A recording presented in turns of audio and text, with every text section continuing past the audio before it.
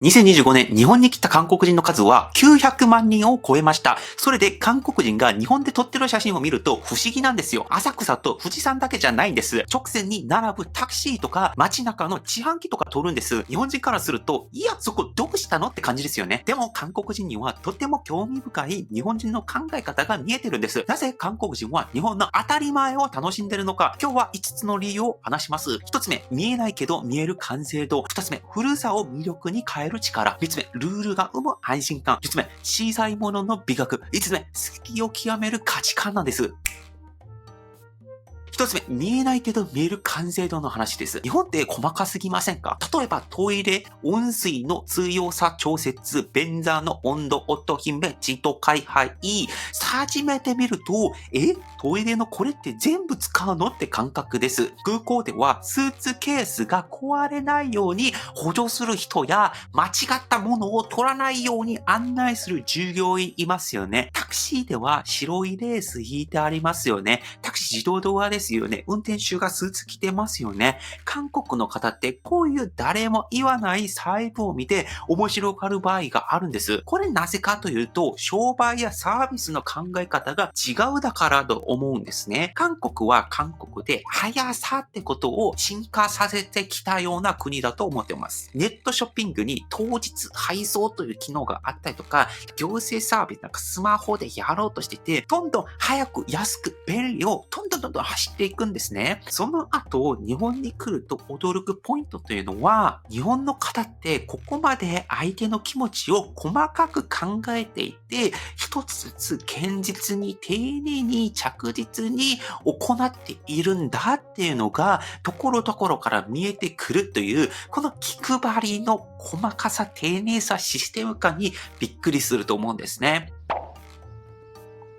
二つ目はですね、古さを魅力に変える力です。韓国人、日本で地味に感動すると思うんですね。それが古いのに残っている店です。日本で100年続くうどん屋、3代続く和菓子屋、明治創業の醤油屋とか、本当に普通に残ってるんじゃないですか。100年続くとかって聞いて、なるほどですね、みたいなこともあるじゃないですか。見ると衝撃なんですね。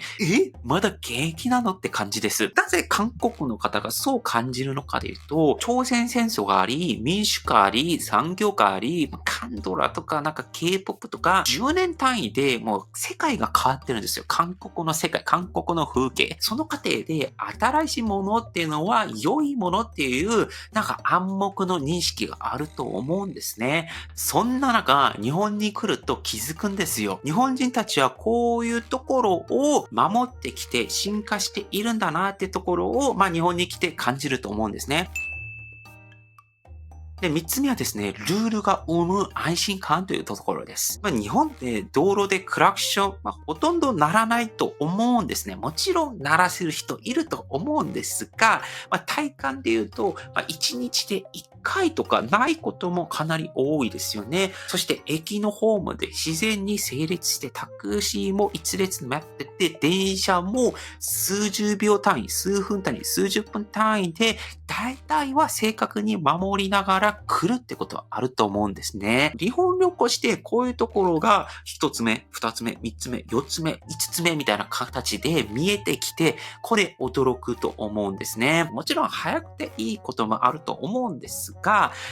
日本に来てこの一つ一つ丁寧に、そして規則正しく守っているところを見て、そこから安心感を得るってこともあると思います。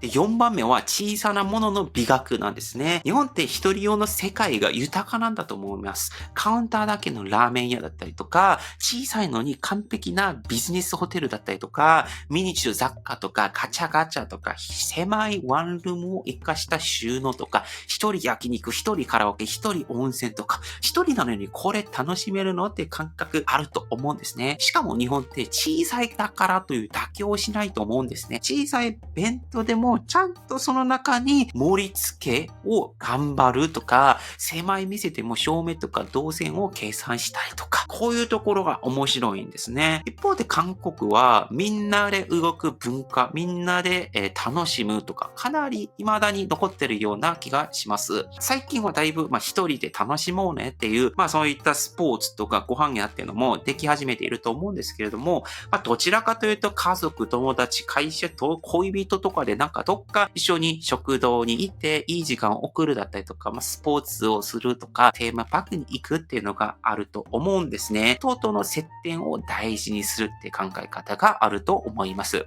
これもどっちかが良い悪いとかの話ではないんですけども、そのような韓国から日本に来るとやっぱり新鮮なわけなんですよ。ここまで一人の幸福とか一人で楽しむことを研究できるんだ、実行できるんだというふうに驚くんだと思うんですね。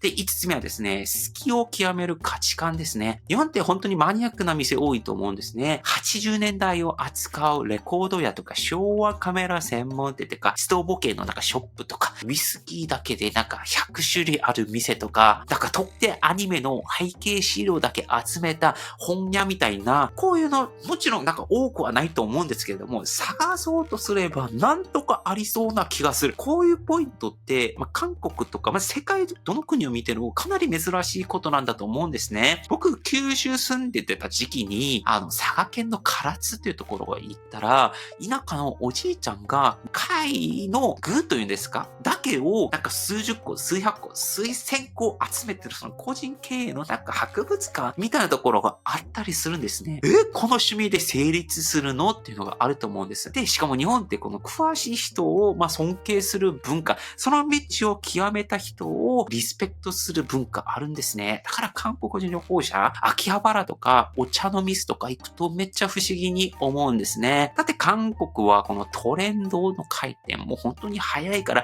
もう流行りのカフェ、ファッション、音楽みたいなことが早ければ1週間とかでも変わってる場合もあるんですよね。だから、このように自分だけの好きに何十年か突き刺している姿を見ていると、考え方が韓国とは全く違うねというような価値観、びっくり衝撃あるというふうに思います。今まで話してきた通り、日本には日本にしかないことありますよね。一方韓国にも、韓国しかないようなものがあるというふうに思っております。いつもチャンネルで話しているような気がするんですけども、どっちがすごいとか、どっちが劣等してるとか、そういった話をしたいんじゃなくて、韓国の方が例えば日本に来て、こういう考え方ができるんだ。このように極めることができるんだっていう、そういった感情を持って韓国に帰ったら、自分の国の中で今までなかった価値観、やり方が見えてきて、それを適用することができると思うんですよね。だからそれをよく応用できると、例えば自分の生き方とか、自分のやってる事業だったりとか、そういったことをもっとよくできる余地があるんだなというふうに思います。で、日本は韓国、前提が違うから全く別の国なんですから、もちろんそのまま適用100% うまくいくことはないと思うんですけれども、ちゃんとそういうことを一つずつ極めていけば、よくできる部分あるというふうに思います。だから、世界中の人たちは、他の国と交流しているんだというふうに思うんですね。僕自身も日本に9年ぐらい住んで、